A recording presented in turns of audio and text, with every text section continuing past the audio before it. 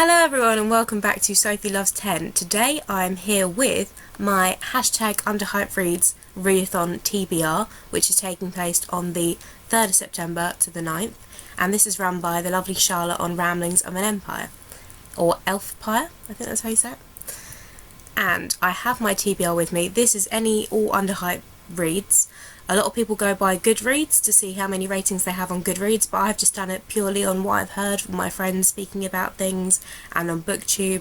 So I'm gonna go by that, basically. Things that I haven't really heard a lot about or a lot about online or anything like that. I've got a little pile of books here. It is a week long, so I probably won't get through these, but as Eleanor is doing from Eleanor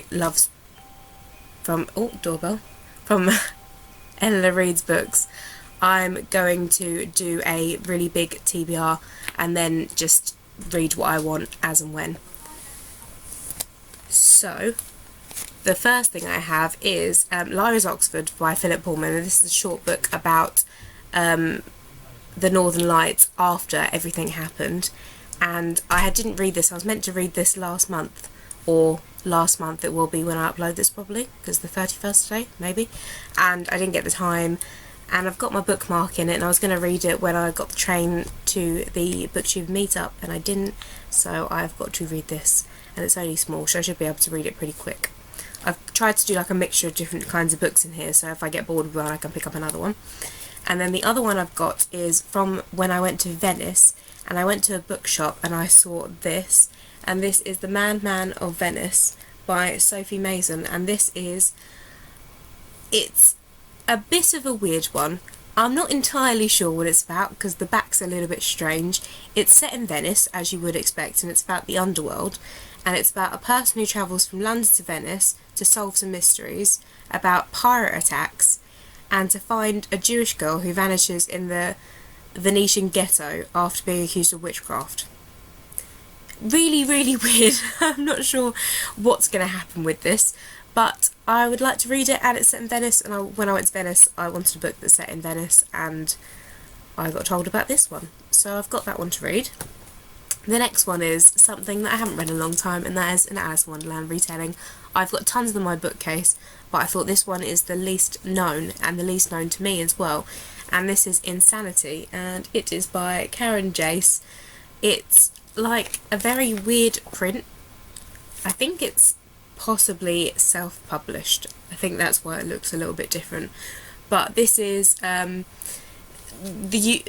kind of adult take on Alice in Wonderland set in an insane asylum, that kind of thing. I've read stuff like this before, but I thought this should be a nice, like, different version of it. But we'll see what happens. The front cover's pretty interesting. She's usually blonde, but we shall see. And then I thought I'd mix it up and put in a graphic novel. This is something that I've never heard of, but Neil Gaiman blurbed it, so I thought, I don't know why I've never heard of it before, so maybe it's one of those unfound graphic novels that maybe I'll start this and then everyone will start reading it. That would be cool, wouldn't it?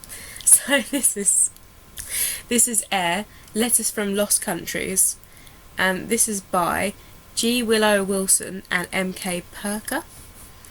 And it looks like that, and this is about a flight attendant, basically, and it follows her life. And I saw it in my local comic book shop, and the artwork looks really nice, and as I said, Neil Gaiman blurbed it, so I was going to buy it. Show you some bits here. I think she travels around. She's got a philosophy degree, so that's probably something to do with it, and she's afraid of heights. I think that's exactly why I picked it up, because I thought a flight attendant that's afraid of heights, that's got to be an interesting concept for any piece of literature, so I thought I'd pick this one up. It looks quite nice. And I have that to break up all the books. Then I have another one from another country. This one's from Israel, and this is Rhyming Life and Death by Amos Oz. I've heard a lot of Amos Oz books. He's very, very popular over there, but I haven't actually read any of his books before. I picked up this, and I found another copy of it in a charity shop, so I picked one up for my mum as well, because it's only like £1. And this is an international prize winner. He's meant to be very deep. That was said in like the worst way ever. But he's meant to have a very, very good thoughts and good thought processes. That's what I've heard about his other books. The one on the back says A Tale of Love and Darkness, and I've heard of that before as well. I haven't read any of these books, as I said before, but this is all set in a bar in Tel Aviv, and it is about writers. So, set in a bar, about books. Two of my favourite things, so I thought I'd read this. And who knows, it could be a nice little book, and it's only 153 pages, so it'll be a nice book to switch and swap from all the books in my readathon. The next one is something that I've had for a while now, and this is The Children's Home by Charles Lambert. I never remember the author's name, I'm really sorry.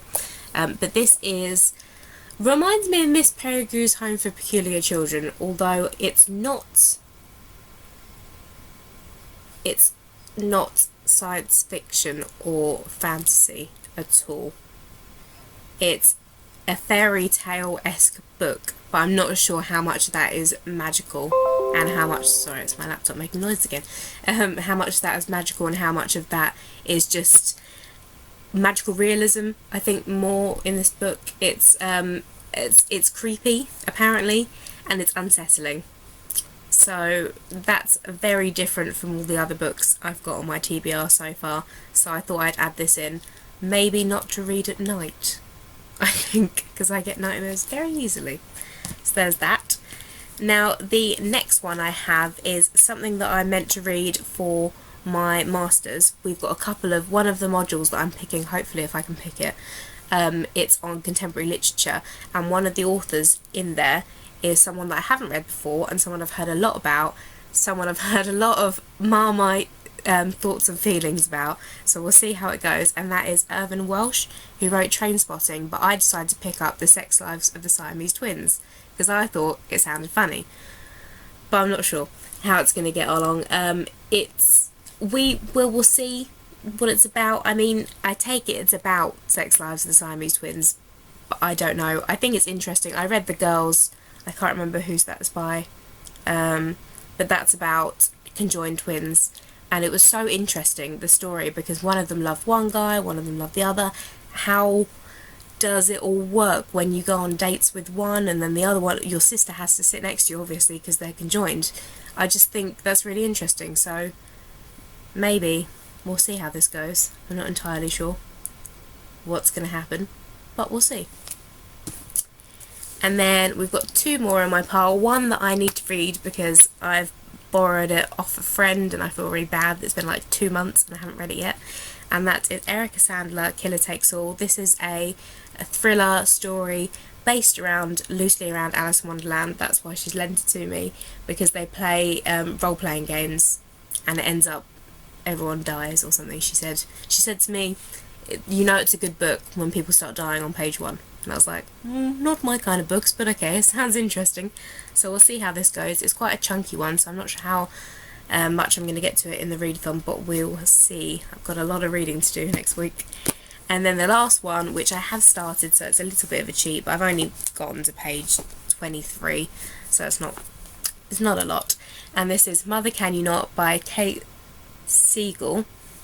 This is, if anybody's heard of My Crazy Jewish Mum, she's on Instagram and she posts stuff that her mum says to her, and her mum's nuts. Like, it's hilarious, and some of the stuff is just weird and some of the stuff is very, very funny, laugh out loud kind of funny.